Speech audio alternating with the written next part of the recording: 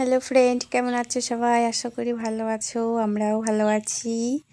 আজকে ঘুরতে যাচ্ছি কোথায় দেখতে থাকো। 3জন মিলে যাচ্ছি, আমি, জিজু, দিদি, ভাগ্নি।